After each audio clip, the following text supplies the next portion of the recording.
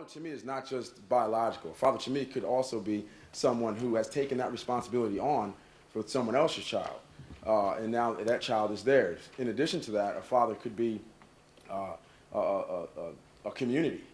You know, the modern role of a father is not just the person that, and I hear what you're saying, Anthea, where you want someone to just pick up the phone, but that might not be the role model that you want, even though that's the biological person in there that did that. So I think we need to define that first.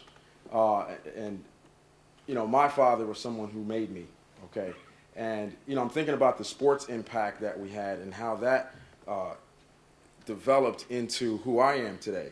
And it's amazing because the walk that I had, I started playing football when I was 7 years old. And, you know, going to games, and I always, it's funny because I'd hear my dad, if I'm running the touchdown or if I'm making a tackle, I'd always hear my dad's voice over the other 10,000 people that understands. You know, it's amazing because, and I'm thinking now, maybe that's because, you know, he was the one yelling at me, you know, catch the ball, you know, when it was just me and him. So that's the voice I recognize. But, you know, going to practice and having him watch practice, and then my father coached me for a little while, and he's at the games, and watching that actually was an incredible amount of support. Now, when I was 7, 8, 9, 10, 11, 12, I didn't really recognize that as support. I just thought that that's just what happened. So, and I thought everybody's dad was like that. I didn't know about all the stuff that you're talking about, and you're talking about at the age of 11, right? But then when I got very, very serious about the game and started playing it at a very high level in high school, he was there. You know, and then he got serious too. And watching a man and a boy be serious at something, I obviously had a role model to look up to and to watch him attack something and be a father. So not only am I learning from him on what we're doing together, but I'm learning how to be a father subliminally.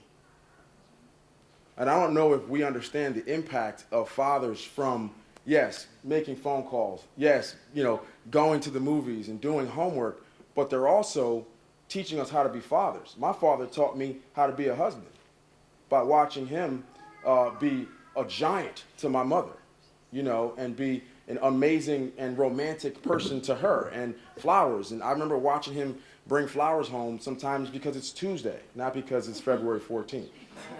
You know what I mean? And that teaches me how to be romantic. And I'm watching these things. And he doesn't have to sit me down and say, son, you know, you make sure you give her the flowers. I grew up watching it, you know. And it's funny because the greatest day of my life was January 1st, 1982. So my sister was born. And watching him, you know, her and I are 9 years apart. And watching him be a father to her, now I'm mature enough to see that. So I'm learning parenting skills. And I'm learning how to be a father to a daughter. I'm learning how to be a husband and a great person in a relationship, as well as a student because he's a professional dad. My mother's professional. So, you know, I heard you mention Huxtables earlier. And, you know, that's a reality. That's not just a TV show. You know, many of my friends called our family the Huxtable family. I didn't know what they meant, but now I know. So here's what I'm getting at.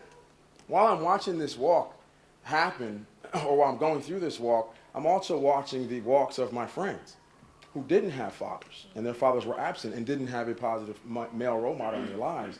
And to see where we are today is a direct impact of the lack of that influence in their lives. So, you know, I grew up in a household where my parents said, you're always interviewing. That is a term that we've said probably 1,000 times a week, all right? And you're saying, what in the world does it have to do with the Dolphins? Well, when I moved to Florida, I said, you know what, I'm going to get a job here. I've spent 10 years on Wall Street, and I moved here and had a great time and said, you know what, it's time to get some employment. I stepped foot into being an entrepreneur. And one day at the luncheon that you were there, I said I had a letter that I mailed to the commissioner of the league, Roger Goodell. At that time, he had been commissioner 4 months. And it's, you know, a room full of people, and it's 500 people or so at this luncheon.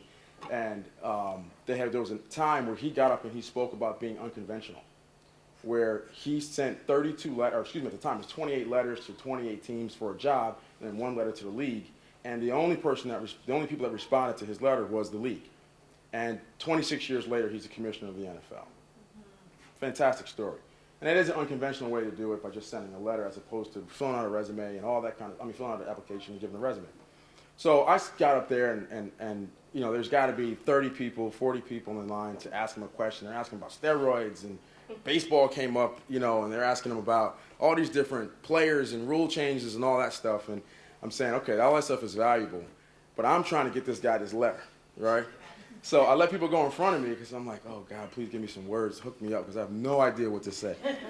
And I got up there, and I was the last one, so now I have to say something. And I commended him on his accomplishments and making it to the league, and that story was very inspirational to me. And I just asked him if, hey, you know, my question for you is, can I give you this letter today? And he said, absolutely. And next thing you know, he's pulling me up on stage, he's taking the letter, and we're walking off, and now we're in the owners area, where all the owners of the league were. And Wayne Huizenga tapped me on my shoulder and literally and said, you seem like you got a lot of talent. I'd love to have you work for the organization. Are you busy? Are you working? What's your story? Do you live here? And, you know, a 2-hour conversation with him 24 hours later, and then a test that I had to take, and then a 2-hour conversation with our CEO, our former CEO. I've been with the team now 4 seasons.